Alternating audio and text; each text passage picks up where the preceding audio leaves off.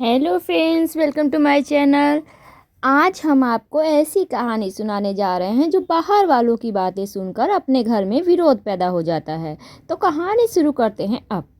अरे दीदी, रोज तो जल्दी उठ के ऑफिस जाती ही हैं, आज छुट्टी है तो थोड़ा सो लो।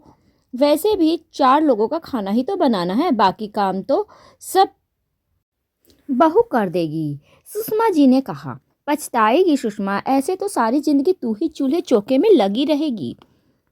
मुझे देख 3 बहुएं हैं, पर मजाल है कोई सी भी मेरे विरुद्ध जाए।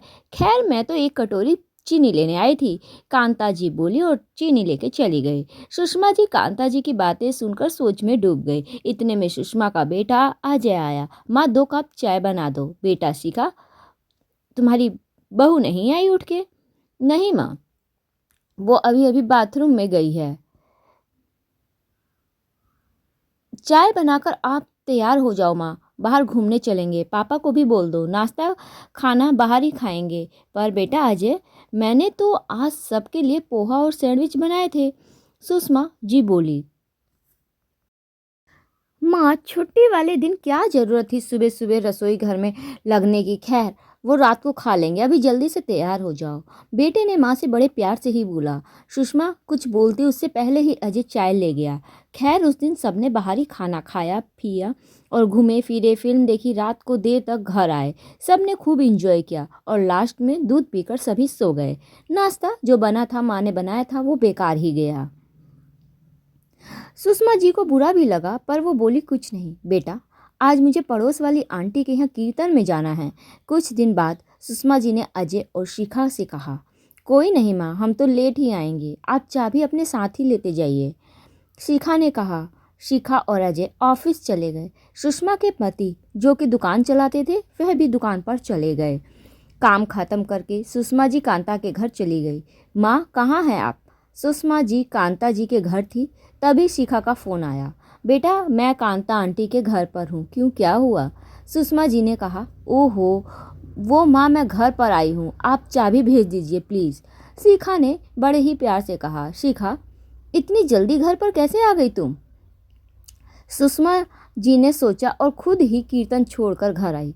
घर आकर देखा तो शिखा की तबीयत ठीक नहीं लग रही थी। दरवाज़ा खोलकर अंदर तो आई। शिखा को तेज बुखार था। अरे बेटा, तुम कमरे में आराम करो, मैं दवाई लेकर आती हूँ, उन्होंने शिखा से कहा। शिखा जो कि उनकी बहू है, दवाई लेकर उसके माथे पर ठंडे पानी की पट्टियाँ भी रखी, क्योंकि बहू को तेज बुखार था। उसके जस्ट थोड़ी ही देर बाद कांता जी भी प्रसाद लेकर आ गई कीर्तन का और बोली। तेरी बहू से 2 घर भी पैदल ना आया गया चाबी लेने के लिए? उसके इशारे पर नाचती फिरेगी, ऐसे तो जिंदगी भर। दीदी, उसे बुखार है, सुषमा जी बोली। सब बहाने हैं, तू बड़ी भोली है, लगाम खींच कर रख। फिर से बोलती हूँ, वरना तू ऐसे ही पूरी जिंदगी चूल्हे चौके में रह जाएगी। अजय ने अपनी मर्जी से अपनी पसंद की लड़की से शादी की है, ऐसा ना हो तेरा बेटा छीन ले वो। मत भूल, तू सास है, वो नहीं। कांता जी ने कहा। कांता जी चली गई, पर सुषमा जी के मन में अशांति पैदा कर दी। वो सोच में पड़ गई। मैं क्या करूं और क्यों करूं अकेले सब काम? सही तो कहा दीदी ने, मैं सास हूं ना कि बहू। उधर दूसरी तरफ बुखार उतर जाए तो बोल दूंगी कि सुबह उठकर मेरे साथ नाश्ता बनवाया करे, बाकी काम में भी मदद करे। नौकरी कौन सा मेरे लिए करती है? बहुत दे दिए मैंने लाड, और अब घर संभाले अपने आप। वो कहीं की महारानी नहीं जो काम नहीं करेगी। खैर, अभी तो खाना बनाऊं, देर हो रही है, ये सोचकर खाना बनाने लगी। इतने में अजय भी आ गया। अजय जो कि उनका बेटा था है, और थोड़ी देर में माँ के पास खड़ा रहा, फिर अपने कमरे में चला गया। थोड़ी देर बाद सुषमा जी ने खिचड़ी बनाकर बहू को देने पहुंची तो दरवाजे के बाहर बहू की आवाज़ सुनाई दी।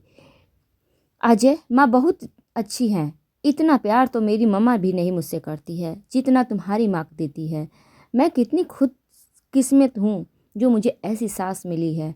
मैंने सोच ही लिया, कल से माँ की जितनी हो सके मदद करूँगी। बेचारी अकेली सब करती है, पर एक बार भी शिकायत नहीं करती। गलती मेरी है, उन्होंने मुझे काम करने को मना किया और मैं भी मान गई, जबकि मुझे खुद से उनकी मदद करनी चाहिए। सच में मैं बहुत खुशकिस्मत हूँ जो कि मुझे ऐसी सास मिली है। सीखा अजय से कह ही रही थी, क्या बात है? बुखार ने सास की अहमियत समझा दी।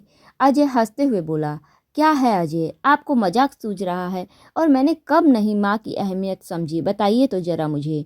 मैं तो अपनी माँ तक से यही कहती हूँ, मुझे आपसे भी अच्छी माँ मिल गई है। बहू बोली। अच्छा अच्छा, अभी तुम आराम करो, बुखार सही हो जाए तब तो मर्जी करना। तुम सास बहू के बीच वैसे भी मुझे नहीं पड़ना, अजय बोला। सुषमा जी ये सब शब्द सुनकर थोड़ी देर पहले ही सोच पर मन ही मन शर्मिंदा हो रही थी, साथ ही साथ अपने बेटे की पसंद का खाना भी बनाई।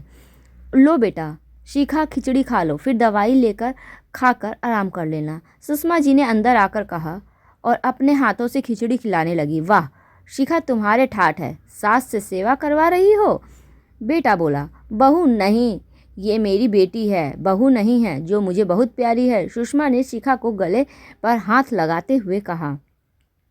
माँ, शिखा एकदम सुषमा के गले लग गई और मैं, अजय रोनी हुई सूरत बनाता हुआ बोला, आ तू भी आजा। सुषमा ने दोनों को गले लगा लिया और मन ही मन निश्चय किया कि अब किसी बाहर वाले की बात सुनकर अपनी बेटी जैसी बहू के बारे में गलत नहीं सोचेगी। तो दोस्तों, अक्सर लोग बाहर वाले लोगों की बात सुनकर घर में विरोध या कलेश उत्पन्न कर लेते हैं। तो कहानी कैसी लगी कमेंट में हमें अवश्य बताएं।